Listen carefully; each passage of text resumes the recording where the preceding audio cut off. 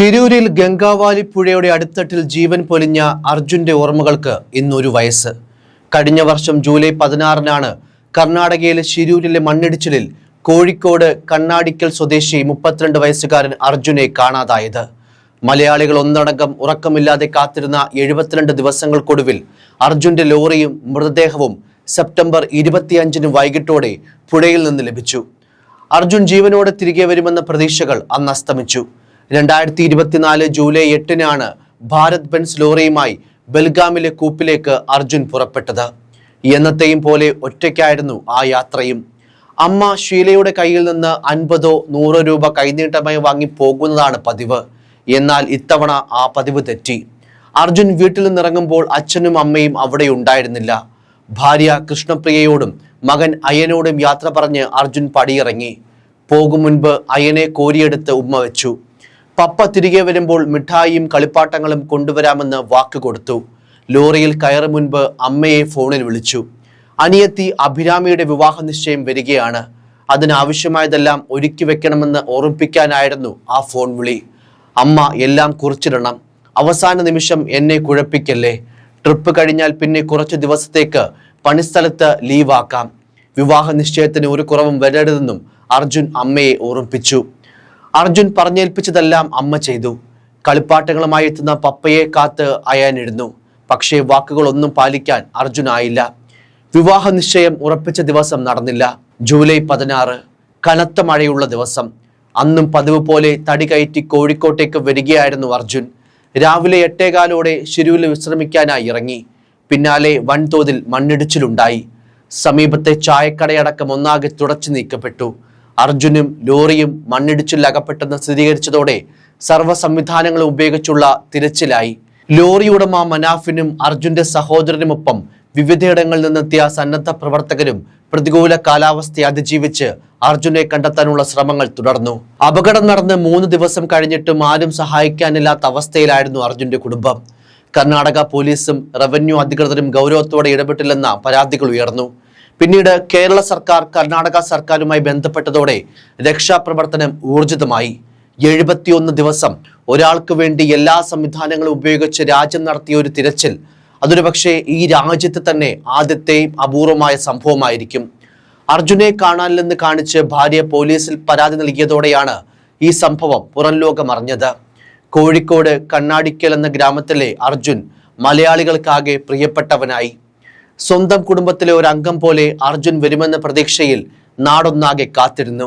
സംഭവത്തിന്റെ പിറ്റേന്ന് സമീപത്തെ ചായക്കട ഉടമ, ഭാര്യ, 2 മക്കൾ, ബന്ധു, 2 ടാങ്കർ ലോറി ഡ്രൈവർമാർ എന്നിവർ മരിച്ചതായി സ്ഥിരീകരണം ഉണ്ടായെങ്കിലും അർജുനെ കുറിച്ച് മാത്രം വിവരം ലഭിച്ചില്ല. റോഡിനോട് ചേർന്ന് കുന്നിടഞ്ഞു കിടക്കുന്ന ഭാഗത്താണ് ലോറി എന്ന ധാരണയിൽ മണ്ണുമാന്തി യന്ത്രം എത്തിച്ച് ഈ പ്രദേശത്തായിരുന്നു ആദ്യ ദിവസങ്ങളിലെ പരിശോധന. പിന്നീട് പുഴ കേന്ദ്രീകരിച്ചായി തിരച്ചിൽ. പ്രാദേശിക മത്സ്യത്തൊഴിലാളിയും തിരച്ചിൽ വിദഗ്ധനുമായ ഈശ്വർ മൽപ്പയുടെ നേതൃത്വത്തിൽ മുങ്ങൽ സംഘം തിരച്ചിലിനിറങ്ങിയെങ്കിലും ശക്തമായ അടിയൊഴുക്ക് കാരണം ലക്ഷ്യം കണ്ടില്ല. പലപ്പോഴായി മുടങ്ങിയ തിരച്ചിൽ 1 മാസം കഴിഞ്ഞു പുനരാരംഭിച്ചു. കർണാടക സർക്കാർ 1 കോടിയോളം രൂപ മുടക്കി ഗോവയിൽ നിന്ന് ഡ്രഡ്ജർ എത്തിച്ച് പുഴയിലെ മണ്ണ് നീക്കി പരിശോധന നടത്തി.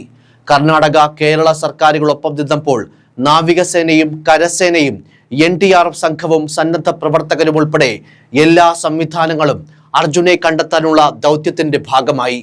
ദേശീയ പാതയോരത്ത് മണ്ണിടിഞ്ഞ സ്ഥലത്തായിരുന്നു ആദ്യ തിരച്ചിൽ. ഒരാഴ്ച തിരച്ചിൽ നടത്തിയെങ്കിലും ലോറി കണ്ടെത്താനാവാത്തതിനെ തുടർന്ന് ആ പരിശോധനകൾ അവസാനിപ്പിച്ചു. കാർവാർ MLA സതീഷ് കൃഷ്ണസേനന്റെ നേതൃത്വത്തിലായിരുന്നു രക്ഷാപ്രവർത്തനം. 72 ദിവസങ്ങളും അദ്ദേഹം ഗംഗാവാലിയുടെ തീരത്ത് നിന്ന് രക്ഷാപ്രവർത്തനങ്ങൾ ഏകോപിപ്പിച്ചു. രാവിലെ തിരച്ചിൽ തുടങ്ങുമ്പോൾ സ്ഥലത്തെത്തുന്ന MLA തിരച്ചിൽ അവസാനിപ്പിക്കും വരെ അവിടെ തുടർന്നു. ഒടുവിൽ അവസാനം അർജുന്റെ മൃതദേഹം നാട്ടിലെത്തിക്കുമ്പോഴും ദൗത്യത്തലവനായ സതീഷ് കൃഷ്ണസേയിൽ ഒപ്പം വന്നു. കുടുംബാംഗങ്ങളെ ആശ്വസിപ്പിച്ച് മടങ്ങി. കഴിഞ്ഞ വർഷം ജൂലൈ 16-ന് ദേശീയപാതയോരത്ത് ലോറി നിർത്തിയിട്ട് ഉറങ്ങുകയായിരുന്ന ഡ്രൈവർ അർജുനും ലോറിയും അപ്രതീക്ഷിതമായി ഉണ്ടായ മണ്ണിടിച്ചിലിൽ ഗംഗാവാലി പുഴയിലേക്ക് പതിക്കുകയായിരുന്നു. മണ്ണിടിച്ചിലുണ്ടായ ആദ്യ ദിവസങ്ങളിലെല്ലാം ഷിരൂർ കുന്നിലും മണ്ണിടിഞ്ഞു വീണ ദേശീയപാതയിലുമാണ് തിരച്ചിൽ നടത്തിയിരുന്നത്. അർജുനെ കണ്ടെത്തണമെന്നാവശ്യപ്പെട്ട് അമ്മയും ഭാര്യയും സഹോദരിയും അടക്കം കുടുംബം ഒന്നടങ്കം മുന്നോട്ട് വന്നു. 8ാം ദിവസമാണ് തിരച്ചിൽ പുഴയിലേക്ക് കേന്ദ്രീകരിക്കുന്നത്. പലതവണ നിർത്തിവെച്ച തിരച്ചിൽ വീണ്ടും പുനരാരംഭിക്കുവാനും അർജുനെ കണ്ടെത്താനും ഒരു ജനസമൂഹം ഒന്നടങ്കം പരിശ്രമങ്ങൾ നടത്തി. ഒടുവിൽ സെപ്റ്റംബർ 25-ന് അർജുന്റെ ലോറിയും മൃതദേഹവും പുഴയിൽ നിന്ന് ലഭിച്ചു. കരയിൽ നിന്ന് 60 മീറ്ററോളം അകലെ പുഴയുടെ ജലനിരപ്പിൽ നിന്ന് 12 മീറ്റർ ആഴത്തിലായിരുന്നു ലോറി. ലോറിയുടെ ക്യാബിനിൽ കുടുങ്ങിക്കിടക്കുന്ന നിലയിലായിരുന്നു അർജുന്റെ മൃതദേഹം. മണ്ണിടിച്ചിലുണ്ടായ 8ാം ദിവസം തന്നെ ലോറി പുഴയുടെ അടിത്തട്ടിലുണ്ടെന്ന് നേവിയുടെ റഡാർ സോണാർ സിഗ്നൽ പരിശോധനകളിലൂടെ സ്ഥിരീകരിച്ചെങ്കിലും ആ ലോറി കണ്ടെത്താനായിരുന്നില്ല. നേവി അടയാളപ്പെടുത്തി നൽകിയ 4 പോയിന്റുകളിൽ 2ാം പോയിന്റിലാണ് ലോറി കണ്ടെത്തിയത്.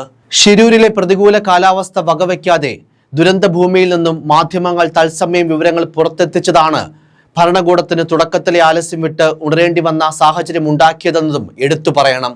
രക്ഷാദൗത്യം കാര്യക്ഷമമാക്കണമെന്നതിൽ ഇത്തരത്തിൽ കേരളത്തിൽ നിന്നും കടുത്ത സമ്മർദ്ദമാണ് ഉയർന്നത്. ഇതിന് പിന്നാലെയാണ് സുദീർഘമായ രക്ഷാദൗത്യത്തിന് തുടക്കം കുറിക്കുന്നത്. 3 ഘട്ടങ്ങളിലായി 72 ദിവസത്തെ രക്ഷാദൗത്യമാണ് ശിരൂരിൽ അരങ്ങേറിയത്. 3ാം ഘട്ടത്തിൽ ഡ്രഡ്ജർ എത്തിച്ച് നടത്തിയ തിരച്ചിലിലാണ് അർജുനെ കണ്ടെത്തിയത്. ഗംഗാവാലി പുഴയുടെ അടിത്തട്ടിൽ നിന്നും അർജുന്റെ മൃതദേഹാവശിഷ്ടവും ട്രക്കും ഡ്രഡ്ജർ ഉപയോഗിച്ച് ഉയർത്തിയെടുക്കുകയായിരുന്നു. മരിച്ച 11 പേരിൽ 9 പേരുടെ മൃതദേഹം പലതവണയായി കണ്ടെത്തി. അപകടത്തിൽപ്പെട്ട ജഗന്നാഥ നായിക്കിന്റെയും ലോകേഷ് നായിക്കിന്റെയും മൃതദേഹങ്ങൾ ഇതുവരെ കണ്ടെത്താൻ കഴിഞ്ഞിട്ടില്ല. 1 വർഷം പിന്നിടുമ്പോഴും ഇവരുടെ മരണ സർട്ടിഫിക്കറ്റ് ലഭ്യമാകാത്തതിനാൽ കേന്ദ്ര സർക്കാർ പ്രഖ്യാപിച്ച സഹായവും ഇവരുടെ കുടുംബാംഗങ്ങൾക്ക് ലഭ്യമായിട്ടില്ല. എന്തായാലും ജൂലൈ 16-ന് കാണാതായത് മുതൽ നീണ്ട 71 ദിവസങ്ങളാണ് ഒരു നാട് മുഴുവൻ അർജുന്റെ മടങ്ങിവരവിനായി കാത്തിരുന്നത്. ഒരുപിടി സ്വപ്നങ്ങളുമായി ജൂലൈ 8-ന് കുടുംബാംഗങ്ങളോട് യാത്ര പറഞ്ഞ് വീടിന്റെ പടിയിറങ്ങിപ്പോയ അർജുൻ 82 രാപ്പകലുകൾക്കിപ്പുറം സെപ്റ്റംബർ 28-ന് വീട്ടുവളപ്പിൽ എരിഞ്ഞടങ്ങിയപ്പോൾ അനേകായിരങ്ങളാണ് വിട നൽകാൻ അവിടേക്ക് ഒഴുകിയെത്തിയത്. സെപ്റ്റംബർ 28 ശനിയാഴ്ചയായിരുന്നു ജീവനറ്റ ദേഹമായി അർജുന്റെ ജന്മനാട്ടിലേക്കുള്ള മടക്കം. ഞായറാഴ്ച രാവിലെ കോഴിക്കോട് ജില്ലാ അതിർത്തിയായ അഴിയൂരിൽ ആംബുലൻസ് എത്തുമ്പോൾ മുതൽ തന്നെ വഴിനീളെ അർജുനെ കാണാൻ ആളുകൾ കാത്തു നിൽക്കുന്നുണ്ടായിരുന്നു. കണ്ണാടിക്കൽ ഗ്രാമം പലയിടത്തു നിന്നും എത്തിയ ആളുകളെ കൊണ്ട് നിറഞ്ഞിരുന്നു. അർജുൻ തനിയെ ബൈക്കുമായി പോയ വഴിയിലൂടെ തിരികെ ആംബുലൻസിൽ വീട്ടിലേക്ക് മടങ്ങുമ്പോൾ കണ്ണീരോടെ ആയിരങ്ങളാണ് ആംബുലൻസിനെ അനുഗമിച്ചത്. അർജുന്റെ വിയർപ്പിൽ കെട്ടിപ്പടുത്ത വീടിന്റെ മുറ്റത്ത് മൃതദേഹം കിടത്തുമ്പോൾ കുടുംബാംഗങ്ങൾ മാത്രമല്ല, വാർത്തകളിലൂടെ അറിഞ്ഞ അർജുനെ കാണാനെത്തിയവരും ഹൃദയവേദനയോടെ കരഞ്ഞു. ആ മുറ്റത്ത് അർജുന്റെ ചിതയെരിഞ്ഞു തീർന്ന ശേഷമാണ് അർജുനെ കാണാനെത്തിയവർ തിരികെ മടങ്ങിയത്. കാരണം വാർത്തകളിലൂടെയും അല്ലാതെയും അർജുനെ അറിയാവുന്നവരെല്ലാം തിരച്ചിൽ നടക്കുന്ന സമയങ്ങളിലെല്ലാം ആ ചെറുപ്പക്കാരനെ സ്വന്തം സഹോദരനായി, മകനായി കണ്ടു. ജീവനോടെ അർജുൻ തിരികെ എത്താൻ പ്രാർത്ഥിച്ചു. മലയാളികളെ സംബന്ധിച്ച് അർജുന്റെ വേർപാട് ഒരു കുടുംബാംഗത്തിന്റെ വിയോഗം പോലെ തന്നെ എന്നും ഒരു ഹൃദയവേദനയാണ്. കൃഷ്ണപ്രിയയാണ് അർജുന്റെ ഭാര്യ. പ്ലേ സ്കൂൾ വിദ്യാർത്ഥിയാണ് മകൻ അയാൻ കൃഷ്ണ. അർജുന്റെ ഓർമ്മകളുമായി ഭാര്യ കൃഷ്ണപ്രിയയും മകൻ അയാനും മാതാപിതാക്കളും സഹോദരങ്ങളും കണ്ണാടിക്കലിലെ വീട്ടിലാണ് കഴിയുന്നത്. News desk, focus news TV.